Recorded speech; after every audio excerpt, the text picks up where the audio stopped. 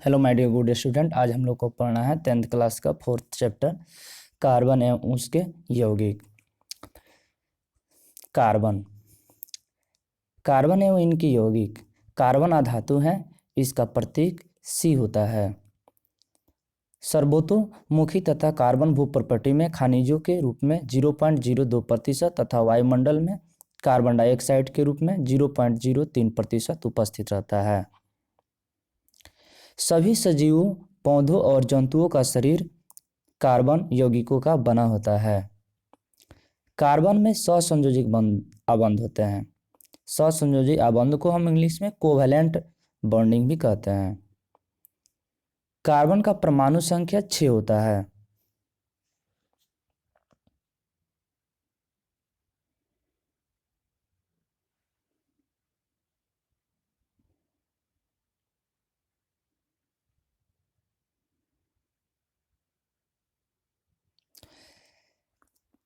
Electronic विन्यास, electronic configuration, carbon का atomic number 6 होता है और ये 2 ऑर्बिट में होते हैं, क्योंकि किसी भी एटॉमिक नंबर का ऑर्बिट जो होता है वो आपको KLMNO से इंडिकेट किया जाता है।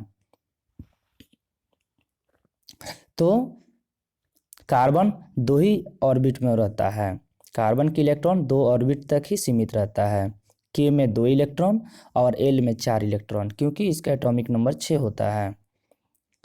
तो कार्बन उत्कृष्ट गैस विन्यास कैसे प्राप्त करता है? तो हम लोग यहाँ देख सकते हैं कि कार्बन की जो संयोजकता होता है +4 और -4 दोनों होता है, क्योंकि 4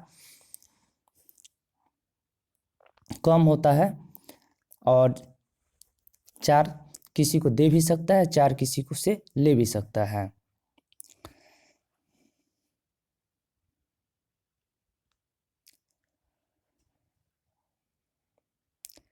कार्बन उत्कृष्ट गैस विन्यास कैसे प्राप्त करता है? कार्बन चतुसंयोजिक है। कार्बन न तो 4 इलेक्ट्रॉन खोकर C4+ धनायन, ना ही 4 इलेक्ट्रॉन प्राप्त कर C4- ऋणायन आयनिक बंध बनाता है। ऐसा इसलिए क्योंकि किसी एक आपको परमाणु के साथ इलेक्ट्रॉनों का साझा नहीं करेगा, क्योंकि कार्बन का जो आबंध होता है बहुत कमज़ोर होता है। इसीलिए ये अपनी आबंध जो होता है 2-3 परमाणुओं से संयोग करके, कांटेक्ट करके, तब अपने इलेक्ट्रॉनों का हेर फेर करके, साझा करके, तब किसी यौगिक का परमाणु का निर्माण करता है।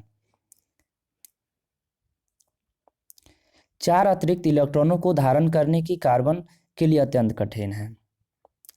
कार्बन द्वारा 4 इलेक्ट्रॉन खोने के लिए अत्यधिक ऊर्जा की आवश्यकता होगी, क्योंकि इसकी आबंध जो होती है बहुत कमज़ोर होती है और इसके बीच का जो मोलिकुलर्स जो फोर्स होता है, आणविक जो शक्ति होता है, वे कमज़ोर होते हैं। इसलिए कार्बन अपने अन्य परमाणु अथवा अन्य तत्वों के परमाणुओं के इलेक्ट्रॉनों के साथ साझेदारी कर आबंध बनाता है, और यही कारण है कि ये जो होता है किसी अन्य तत्वों के परमाणुओं के इलेक्ट्रॉन के साथ साझेदारी करके आबंध बनाता है। हम लोग फिर इसे थोड़ा हम लोग देख लें एक बार।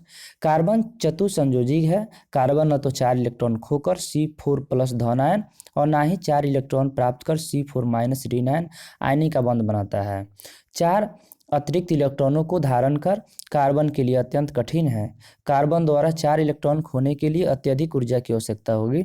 इसलिए कार्बन अपने अन्य परमाणु अथवा अन्य तत्वों के परमाणु के इलेक्ट्रॉनों के साथ साझेदारी कर आबंध बनाता है। एक ही प्रकार या विभिन्न प्रकार के परमाणु के इलेक्ट्रॉनों को साझेदारी से बने आबंध को सहसंयोजी आबंध कहते हैं।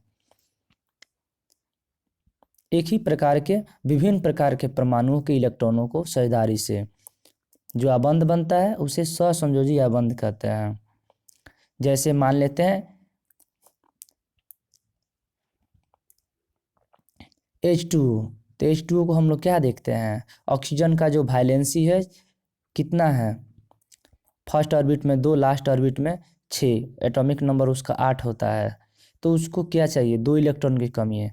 हाइड्रोजन क्या है, H2, इसमें आपको हाइड्रोजन 2 है, तो इसमें हम क्या दे, हाइड्रोजन के 2 परमाणु हैं, तो इसमें हाइड्रोजन क्या करेगा, 1 इलेक्ट्रॉन ऑक्सीजन को देगा एक एक इलेक्ट्रॉन देकर और एक एक इलेक्ट्रॉन लेकर अपना क्या करेगा, साझा कर लेगा। इसीलिए ऐसे आबंध को हम लोग सहसंयोजी आबंध कहते हैं, या इसे कोवेलेंट बॉन्डिंग भी कहते हैं इंग्लिश में।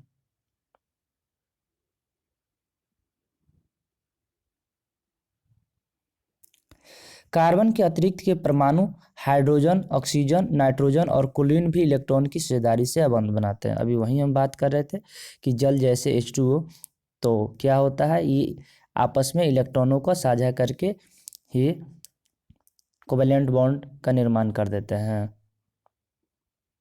कार्बन का अतिरिक्त कौन कौन हुए परमाणु, हाइड्रोजन, ऑक्सीजन, नाइट्रोजन, क्लोरीन, ये सभी कोवेलेंट बॉन्डिंग बना देते हैं।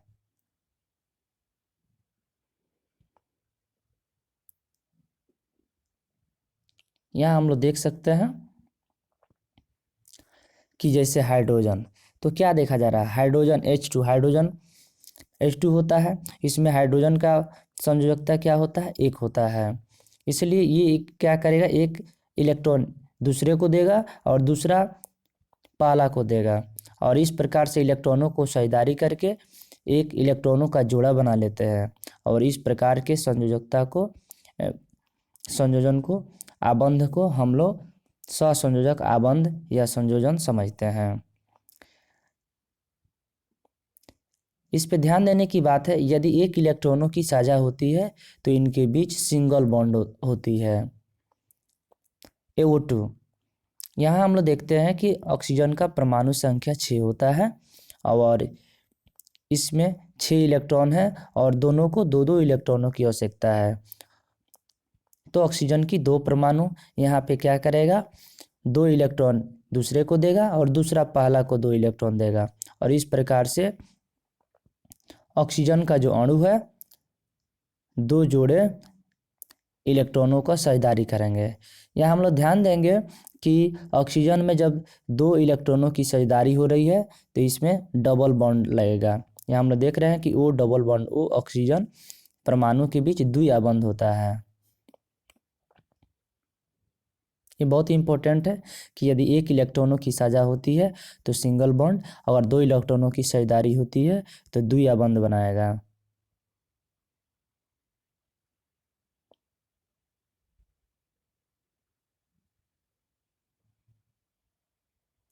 हम लोग यहाँ ध्यान से देख सकते हैं कि नाइट्रोजन का जो एटॉमिक नंबर होता है वो आपको 7 होता है। तो हम लोग क्या देख रहे हैं कि नाइट्रोजन का जो सेकेंड ऑर्बिट में जो इलेक्ट्रॉन होते हैं वो कितने होते हैं, 5 होते हैं, क्योंकि फर्स्ट ऑर्बिट में 2 इलेक्ट्रॉन K में, और L में कितना, 5 होगा। तो नाइट्रोजन को कितना इलेक्ट्रॉनों की चाहिए, क्योंकि इसको ऑक्टेट रूल के हिसाब से अष्टक करना होगा।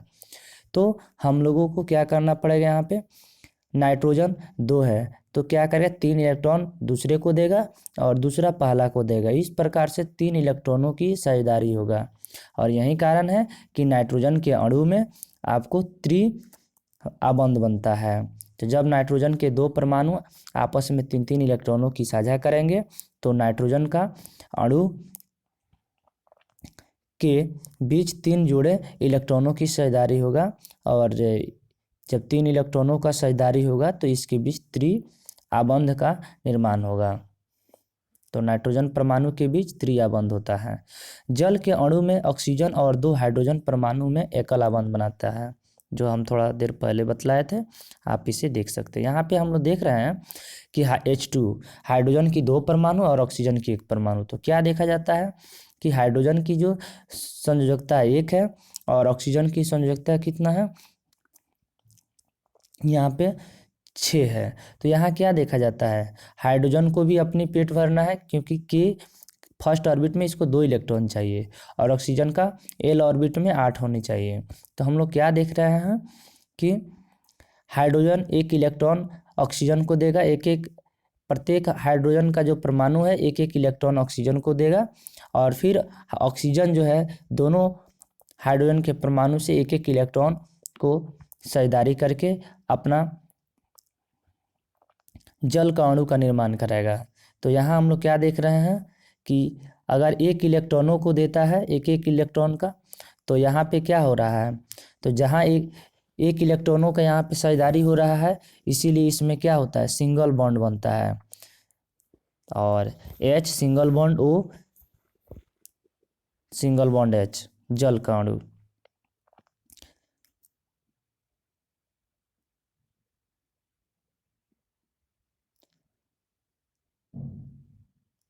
सहसंयोजी यौगिक के भौतिक गुण।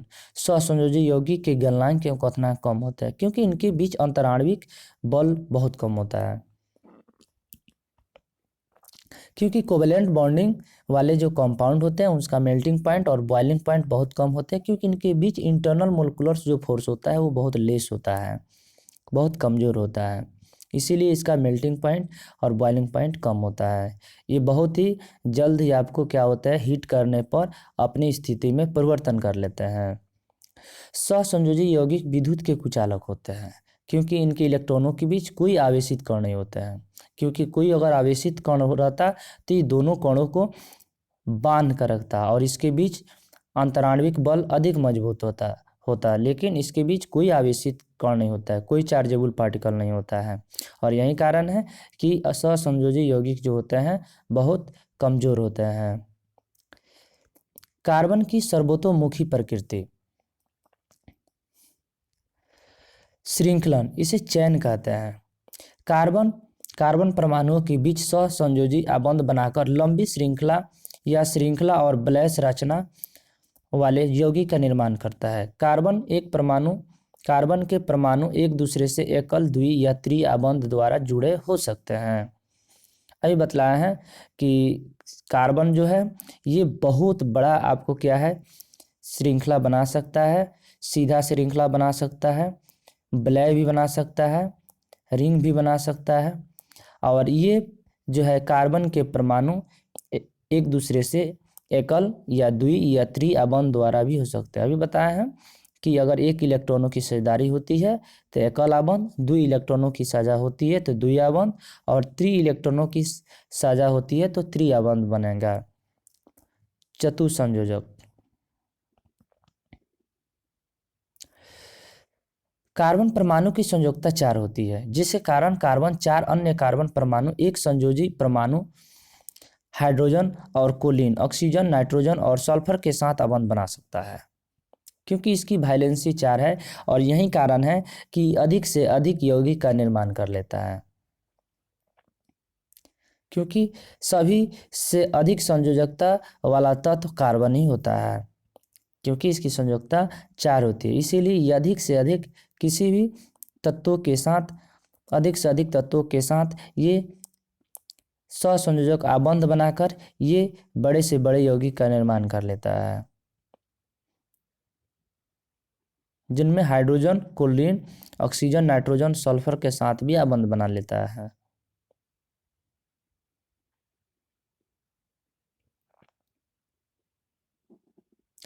संतृप्त और असंतृप्त कार्बनिक यौगिक। तो हम लोग क्या देख रहे हैं, संतृप्त और असंतृप्त कार्बनिक यौगिक। कार्बन और हाइड्रोजन की यौगिक को हाइड्रोकार्बन कहते हैं। हाइड्रोकार्बन 2 प्रकार के होते हैं, एक होते हैं संतृप्त हाइड्रोकार्बन, दूसरा होता है असंतृप्त हाइड्रोकार्बन। कार्बन परमाणुओं के बीच एकल आबंध अगर है तो वह संतृप्त हाइड्रोकार्बन है, जैसे हम लोग देख सकते हैं। और संतृप्त हाइड्रोकार्बन का यहाँ उदाहरण एल्केन, इसे एल्केन हम लोग में लेते हैं, और इसका सामान्य सूत्र जो होता है CnH2n+2 होता है।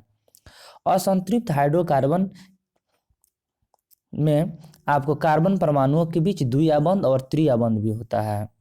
तो द्विआबंध वाले आपको एल्कीन होते हैं और त्रिआबंध वाले एल्काइन होते हैं। एल्कीन का सामान्य सूत्र CnH2n होता है, जबकि एल्काइन का सामान्य सूत्र CnH2n-2 होता है। ये बहुत ही इंपॉर्टेंट सूत्र है, एल्कीन और एल्काइन। और ये हम लोगों को ध्यान देने की बात है कि जब कार्बन और हाइड्रोजन की यौगिक को हम लोग क्या कहते हैं, हाइड्रोकार्बन कहते हैं, यौगिक कहते हैं। और ये 2 प्रकार के होते हैं, संतृप्त हाइड्रोकार्बन और असंतृप्त हाइड्रोकार्बन। संतृप्त हाइड्रोकार्बन एल्केन होते हैं जो इसमें सिंगल बॉन्ड होते हैं, एकल आबंध होते हैं, और असंतृप्त हाइड्रोकार्बन में आपको द्विआबंध और त्रिआबंध होते हैं। द्विआबंध को एल्कीन और त्रिआबंध को एल्काइन होते हैं।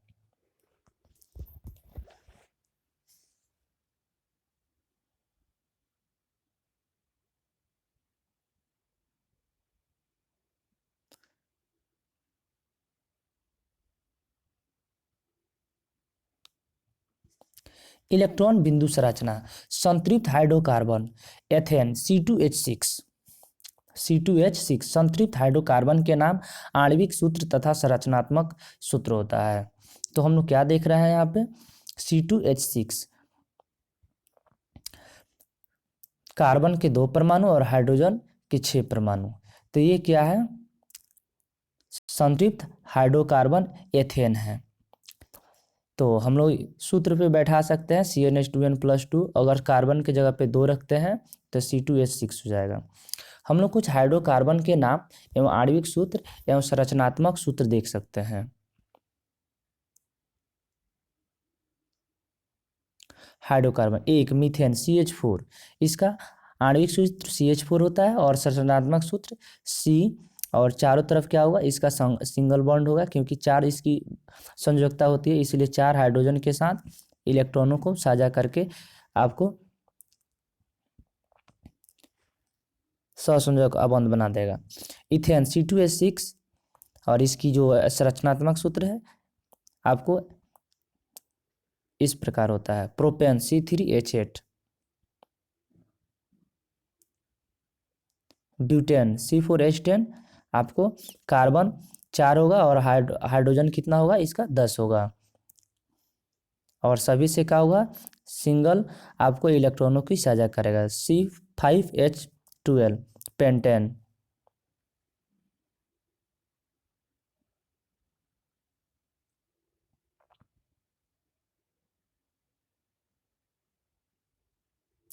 इलेक्ट्रॉन बिंदु संरचना। असंतृप्त हाइड्रोकार्बन एल्कीन एथीन। तो हम लोग क्या देखते हैं, C2H4। तो C2H4 इसमें क्या देखा जा रहा है कि दोनों कार्बन के बीच क्या हो रहा है, 2 आपको इलेक्ट्रॉनों की साझा हो रहा है, इसलिए दोनों कार्बन के बीच आपको डबल बॉन्ड लगेगा, द्विआबंध लगेगा। जहाँ एक इलेक्ट्रॉनों की साझा हो रही है वहाँ पे सिंगल बॉन्ड लगेगा। यहाँ हम लोग एल्काइन में देख सकते हैं एथाइन C2H2, इसमें देखा जा रहा है कि आपको 2 कार्बन परमाणुओं के बीच 3 आपको इलेक्ट्रॉनों की साझा हो रही है, इसीलिए इसके बीच त्रिआबंध हो रहा है, और हाइड्रोजन के साथ 1 इलेक्ट्रॉनों की साझा हो रही है, इसीलिए इसके बीच सिंगल आबंध लगा है, एकल आबंध बना है। तो हाइड्रोजन के साथ एकल आबंध और 2 कार्बन परमाणुओं के बीच त्रिआबंध।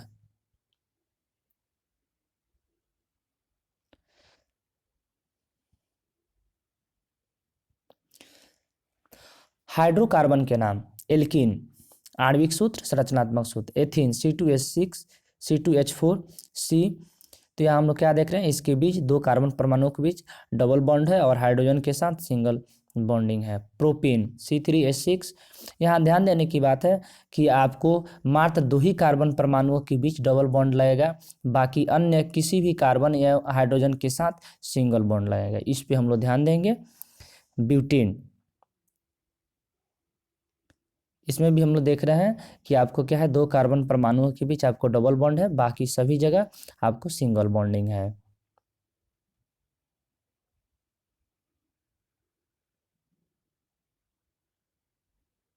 Alkyne ethyne C2H2।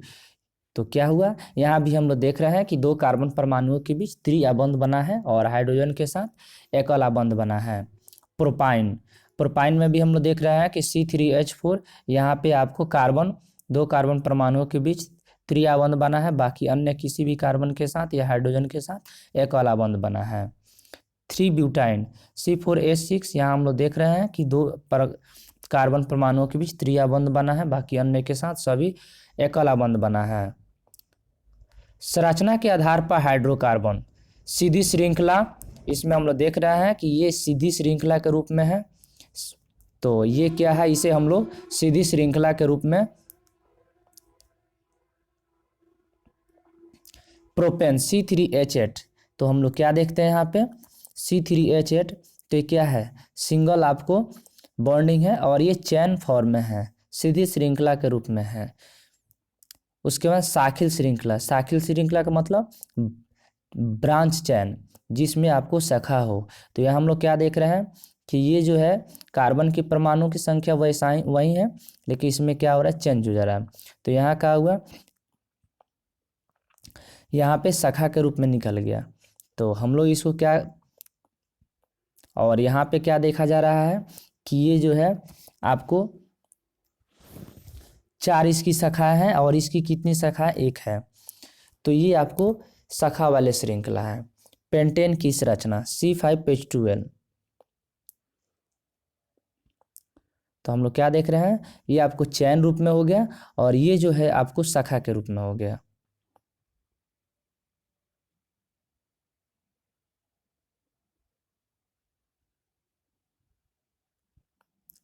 और ये जो है आपको 4 शाखा वाले हो गए। उपरोक्त तीनों उदाहरण में आणविक सूत्र समान है लेकिन भिन्न भिन्न संरचना वाले ऐसी यौगिक को संरचनात्मक समवायी भी कहते हैं। मतलब आणविक सूत्र समान हो लेकिन संरचना उसका अलग हो, इसलिए हम इसे संरचनात्मक समवायी भी कहते हैं। क्योंकि सभी में आपको परमाणु जो उसका संख्या है समान है, आणविक सूत्र समान है, लेकिन इसकी संरचना क्या है, अलग है। और ऐसे आपको संरचना को हम लोग संरचनात्मक समवायी कहते हैं। थोड़ा कुछ और देख लिया जाए यहाँ पे। यहाँ क्या देखा जा रहा है कि विलय रूप में है और ये क्या है, सिंगल बॉन्डिंग से आपको क्या है, विलय है, इसीलिए संतृप्त आपको हाइड्रोकार्बन हुए। यहाँ हम लोग देख सकते हैं कि ये जो विलय है और इसमें क्या है, सिंगल और डबल बॉन्ड दोनों हैं, तो इसमें क्या है, असंतृप्त हाइड्रोकार्बन है। तो ये क्या है, जो सिंगल बॉन्ड से है, तो ये क्या है, हेक्सेन हो गया C6H12। और जिसमें आपको डबल बॉन्ड है तो ये क्या हुआ, C6H6, ये बेंजीन हो गया। तो हम लोग क्या देख रहे हैं कि वलय आकार में आपको जो सिंगल बॉन्ड से है वो संतृप्त हाइड्रोकार्बन, और जो आपको डबल बॉन्ड से है वो असंतृप्त हाइड्रोकार्बन होगा। तो सिंगल बॉन्ड वाले यहाँ पे क्या देख रहा है, C6H12 वो बेंजीन हेक्सेन हो गया और C6H6 ये बेंजीन हो गया। प्रकात्मक समूह, फंक्शनल ग्रुप।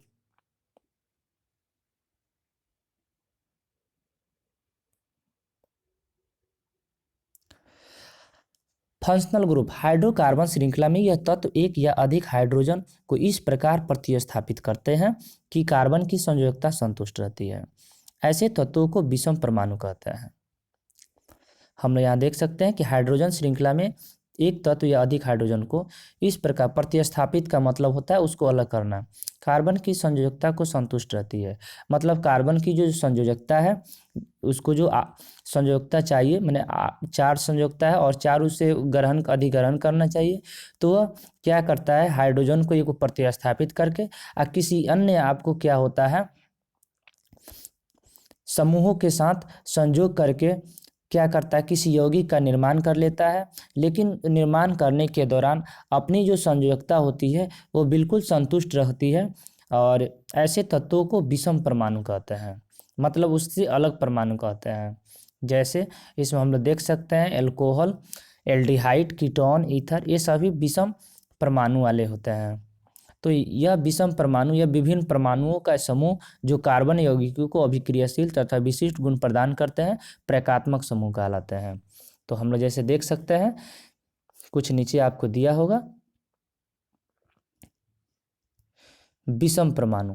तो विषम परमाणु में हम लोग देख सकते हैं क्लोरीन, ब्रोमीन, ये क्या है, ऑक्सीजन। तो हम लोग क्या देखते हैं, प्रकात्मक समूह।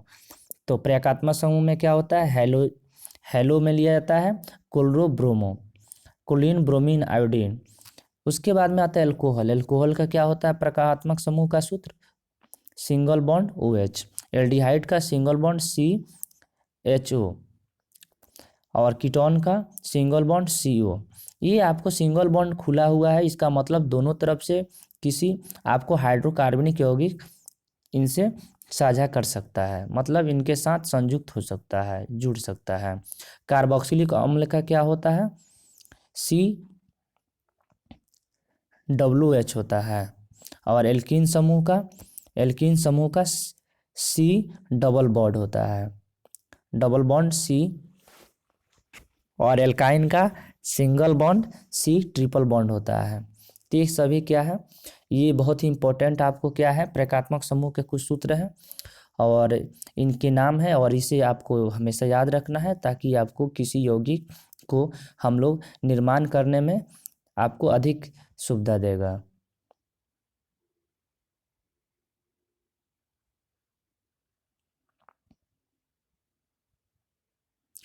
समजातीय श्रेणी यौगिकों की वह श्रृंखला जिसमें कार्बन श्रृंखला में स्थित हाइड्रोजन एक ही प्रकार के प्रकात्मक समूह द्वारा प्रतिस्थापित होता है। उदाहरण एल्कोहल, जैसे methyl alcohol, ethyl alcohol, propyl alcohol, butyl alcohol.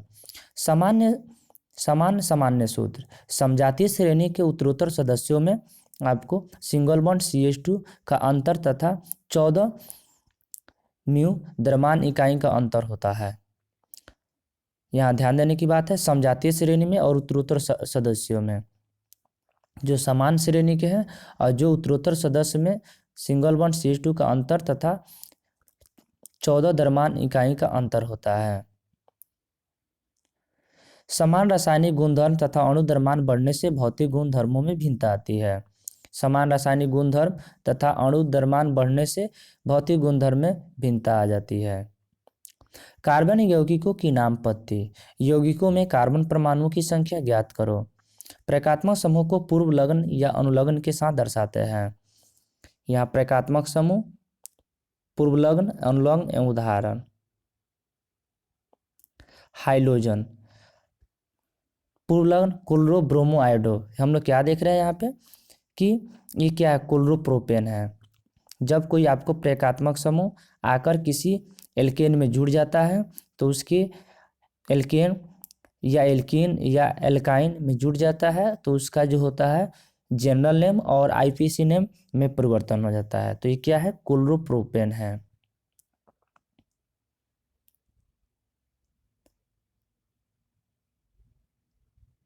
यहाँ हम लोग देख रहे हैं कि अल्कोहल का अनुलग्न OL होता है और यहाँ क्या है C3H7OH।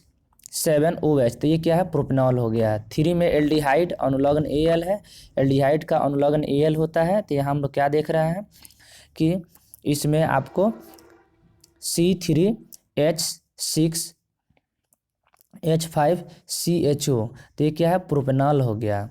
कीटोन का अनुलग्न ONE होता है, इसमें ONE जुड़ता है। तो ONE जुटेगा तो क्या होगा, हम लोग देख सकते हैं। ये हमेशा याद रखना है कि आपको एल्कोहल में आपको OL जुटता है अनुलग्न के रूप में, एल्डिहाइड में AL जुड़ता है और कीटोन में ONE जुड़ता है और कार्बोक्सिलिक में ओइक एसिड जुड़ता है। ये हमेशा दिमाग में रखेंगे।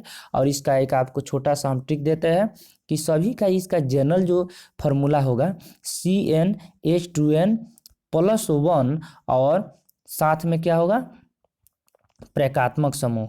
अगर वहाँ पे अगर हम लोग OH कर देते हैं तो एल्कोहल का सूत्र होगा CnH2n+1 और OH कर दिए तो ये आपको एल्कोहल का सूत्र हो गया।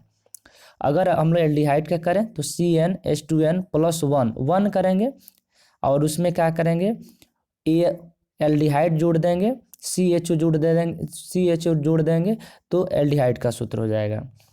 इस प्रकार से हम लोग कार्बोक्सिलिक को अगर करना हो तो CnH2n+1 और COOH इसको जोड़ देंगे, और कीटोन का करना है तो CnH2n+1 और होल ट्वाइस 2 और O कर देंगे। तो यहाँ हम लोग देख सकते हैं इस प्रकार से हम लोग अनुलग्नों को जोड़कर एक यौगिक का प्रारूप दे सकते हैं। एल्कीन में हम लोग क्या देखते हैं, एल्कीन में हम लोग इसमें ENE देते हैं।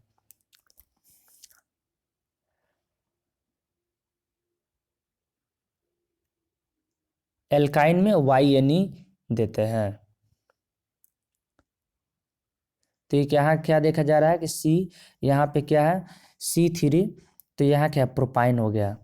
तो हम लोग जो ऊपर दिया गया है एल्केन एल्कीन और एल्काइन का सूत्र याद रखना है कि एल्केन का सूत्र होता है CnH2n+2 और एल्कीन का सूत्र होता है CnH2n और एल्काइन का सूत्र होता है CnH2n-2।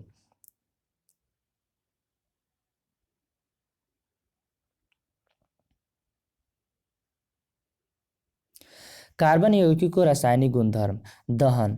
मीथेन को ऑक्सीजन की उपस्थिति में दहन करने पर कार्बन डाइऑक्साइड गैस जल और ऊष्मा और प्रकाश उत्सर्जित करता है।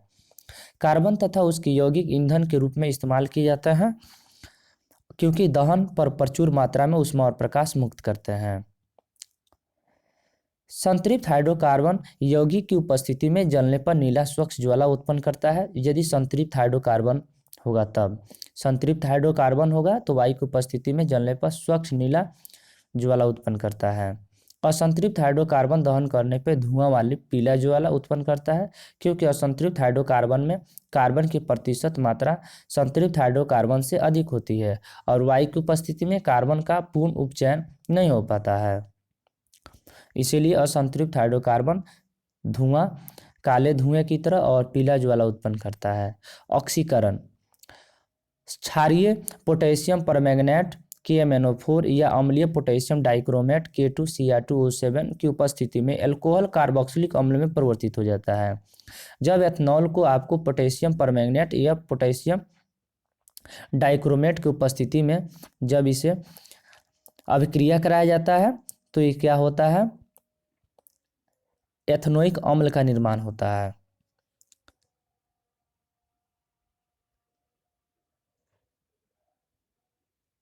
संकलन अभिक्रिया। Addition reaction. हाइड्रोजनीकरण। यहाँ हम लोग देख सकते हैं कि यहाँ पे आपको क्या है, असंतृप्त हाइड्रोकार्बन, ये चारों जो आर दिख रहा है ये रेडिकल है क्योंकि इन्हीं के साथ क्या होता है, इसमें आपको ये रेडिकल है, एल्कली कोई आपको समूह है। जब आपको असंतृप्त हाइड्रोकार्बन निकेल और प्लेडियम और हाइड्रोजन की उपस्थिति में जब रासायनिक अभिक्रिया कराया जाता है तो संतृप्त हाइड्रोकार्बन को निर्माण होता है। आप हमेशा एक दिमाग में रखिएगा कि असंतृप्त हाइड्रोकार्बन को संतृप्त हाइड्रोकार्बन के रूप में कैसे परिवर्तन किया जाता है। तो असंतृप्त हाइड्रोकार्बन को संतृप्त हाइड्रोकार्बन में परिवर्तन करने की प्रक्रिया को हाइड्रोजनीकरण कहते हैं। दिमाग में नोट कर लेना कि असंतृप्त हाइड्रोकार्बन को संतृप्त हाइड्रोकार्बन में बदलने की प्रक्रिया को हाइड्रोजनीकरण कहते हैं। और किसकी उपस्थिति में होता है, तो निकेल, प्लेडियम और हाइड्रोजन की उपस्थिति में। तो हम लोग देख रहे हैं यहाँ पे प्लेडियम या निकेल जैसे उत्प्रेरक की उपस्थिति में असंतृप्त हाइड्रोकार्बन हाइड्रोजन जोड़कर संतृप्त हाइड्रोकार्बन बनाते हैं। निकेल और प्लेडियम की उपस्थिति में हाइड्रोजन जुड़कर क्या कर लेता है, ये संतृप्त हाइड्रोकार्बन का निर्माण कर लेता है और इस प्रक्रिया को हम लोग हाइड्रोजनीकरण कहते हैं। वनस्पति तेल से वनस्पति घी का निर्माण इसी विधि द्वारा किया जाता है। ये बहुत ही इंपॉर्टेंट टर्म है, आप हमेशा इसे नोट करके रख सकते हैं। प्रतिस्थापन अभिक्रिया। जब आपको मीथेन को कोलिन की उपस्थिति में, सूर्य की उपस्थिति में कोलिन के साथ रासायनिक अभिक्रिया कराया जाता है तो क्लोरोमीथेन प्लस हाइड्रोक्लोरिक एसिड देता है।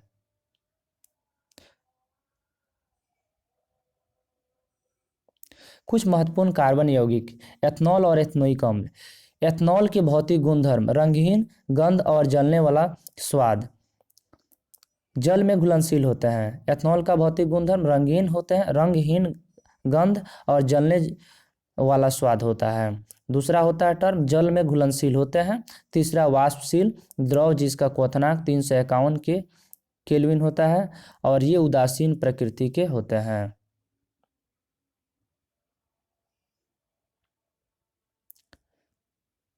रासायनिक गुणधर्म।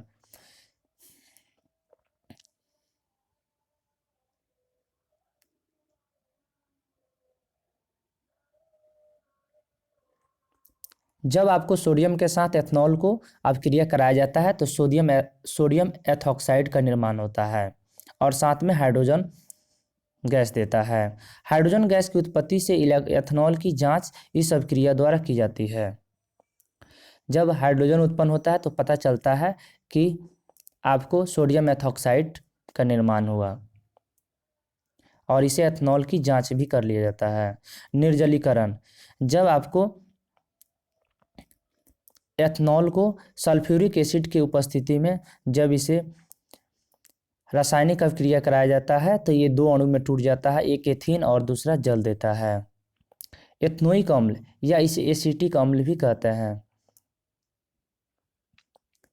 रंगहीन द्रव, स्वाद में खट्टा, सिरके जैसी गंध, क्वथनांक 391 केल्विन होता है। शुद्ध एथनोइक अम्ल शीतलन करने पर बर्फ की तरह जम जाता है, इसलिए इसे गैल्सॉल एसिटिक अम्ल भी कहते हैं।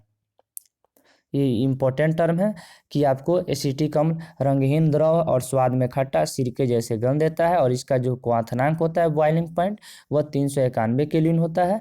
शुद्ध एथनोइक अम्ल शीतलन करने पर बर्फ की तरह जम जाता है, इसलिए इसे गैल्सॉल एसिटिक अम्ल भी कहते हैं। रासायनिक गुणधर्म, एथनोइक अम्ल, जब आपको एथनोइक अम्ल आपको एथनॉल के साथ रासायनिक अभिक्रिया किया जाता है तो आपको एस्टर का निर्माण होता है, और किसके उत्प्रेरक के रूप में, तो सल्फ्यूरिक अम्ल के उत्प्रेरक के रूप में। तो जब आपका एथनोइक अम्ल आपको एथनॉल, जब एथनोइक अम्ल एथनॉल को सल्फ्यूरिक अम्ल के आपके उत्प्रेरक के रूप में के उपस्थिति में जब रासायनिक अभिक्रिया कराया जाता है तो एस्टर का निर्माण होता है, CH3COCH2CH3। मीठी फलों जैसी गंध वाले एस्टर का निर्माण होता है। साबुनीकरण, यह हम लोग देख सकते हैं कि जब आपको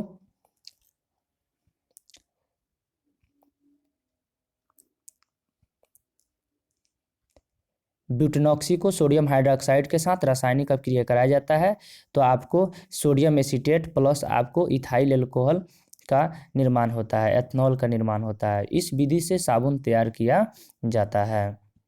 क्षार से अभिक्रिया, साबुनीकरण, तो हम लोग क्या देखते हैं कि जब आपको सोडियम हाइड्रोक्साइड को जब मेथॉक्सी या मिथाइल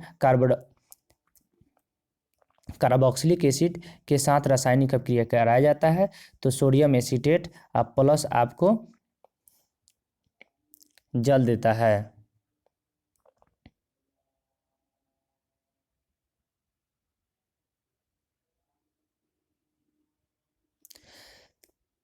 थर्ड, 3, कार्बोनेट तथा हाइड्रोजन कार्बोनेट से अभिक्रिया, जब आपको मेथॉक्सी कार्बोक्सिलिक एसिड के साथ जब सोडियम कार्बोनेट रासायनिक अभिक्रिया करता है तब ऐसी स्थिति में सोडियम एस्टेट जल तथा कार्बन डाइऑक्साइड गैस देता है।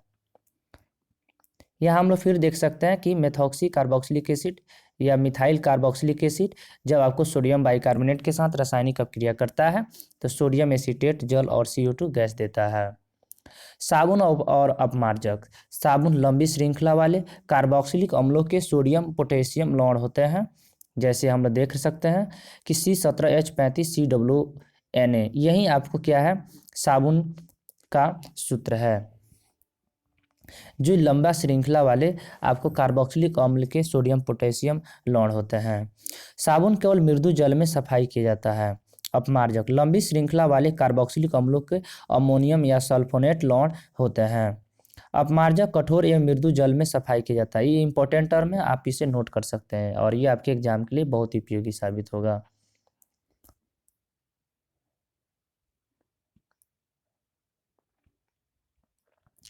यहाँ साबुन अणु में जलरागी शिरा आयनिक भाग, जलरागी शिरा लंबी हाइड्रोजनीकरण अभिक्रिया श्रृंखला, यहाँ हम लोग देख सकते हैं, ये आपको टेढ़े मेढ़े दिख रहा है जल विरागी, ये C17H35 आपको Na है, अर्थात ये आपको साबुन का स्ट्रक्चर है। आगे वाला भाग शिरा होता है, पीछे वाला भाग पूंछ होता है। आगे वाला भाग जो होता है जलरागी आयनिक होता है और पीछे वाला भाग जल विरागी शिरा होता है। साबुन अणु की संरचना, साबुन की सफाई प्रक्रिया, मैल या तैलीय होते हैं। जल विरागी शिरा तेल में घुल जाता है और जलरागी शिरे के चारों तरफ पानी से घिर जाता है और इससे मिसेल संरचना का निर्माण हो जाता है। फिर से हम लोग इस चीज़ को समझें। साबुन की सफाई प्रक्रिया, मैल तैलीय होता है, जल विरागी शिरा तेल में घुल जाता है और जलरागी सिरों के चारों तरफ पानी से घिर जाता है। इसे मिसेल संरचना बन जाती है और मिसेल का यही आपको क्या है, स्ट्रक्चर है। तिल की बूंद संरचना, ये क्या है, तैलीय आपको मैल है और ये क्या हुआ, जल विरागी सिरा तेल में घुल जाता है और जल रागी सिरे के चारों तरफ पानी से घिर जाता है और इससे मिसेल संरचना का निर्माण हो जाता है। साबुन का मिसेल मैल को पानी में घुलाने में मदद करता है और ये कपड़े को साफ कर देता है।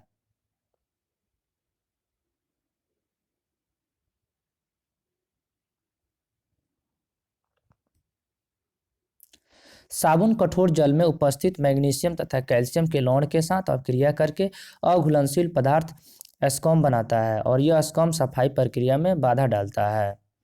अपमार्जक का उपयोग करके कठोर जल में सफाई प्रक्रिया प्रभावशाली कठोर नल में जल में उपस्थित मैग्नीशियम तथा कैल्शियम आयनों के साथ अघुलनशील एस्कॉम नहीं बनाता है। तो ये कार्बन और इनके यौगिक बहुत इंपॉर्टेंट टॉपिक है और ये चैप्टर है और इसको स्टार्टिंग से लास्टिंग तक आपको प्रेसिस फॉर्म में इसको एक्सप्लेन कर दिया गया है।